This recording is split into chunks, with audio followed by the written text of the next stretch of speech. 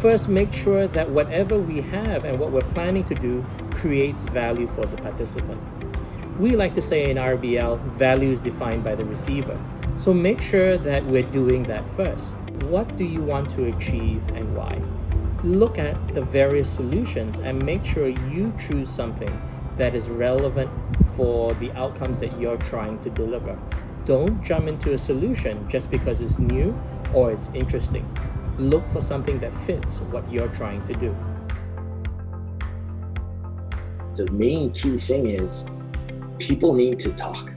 They need to have a conversation with each other. They need to connect. They need to converse. They need to have that exchange of ideas together, right? If they're doing that, they will engage. If they are not doing that, they're going to disengage. We try to have interactive moments every 10 minutes or less.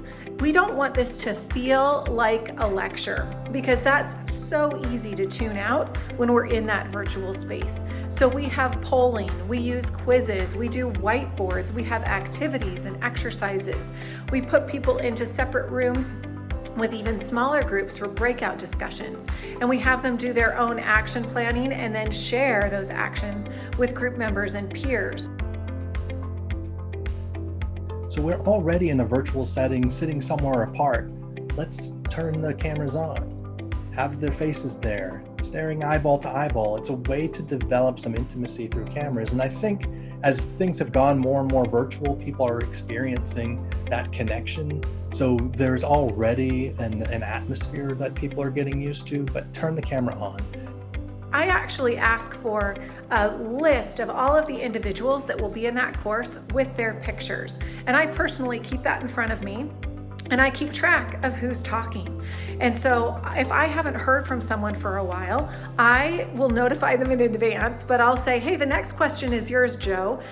We'd love to hear your perspective on this.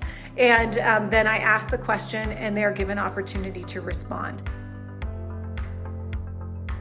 Build into the program opportunities to apply the concept. It's not just about virtual learning, but it's also about the application. And you can do this with specific job application activities so that participants can translate the concepts into action back into the organization. It's an environment where they can share challenges, they can make mistakes, they can ask questions, and then build solutions together. And by doing this in a systematic, periodic manner, they are able to establish those relationships while applying the frameworks and tools that they were learning together. Many say that they don't think that would have been possible in any other way.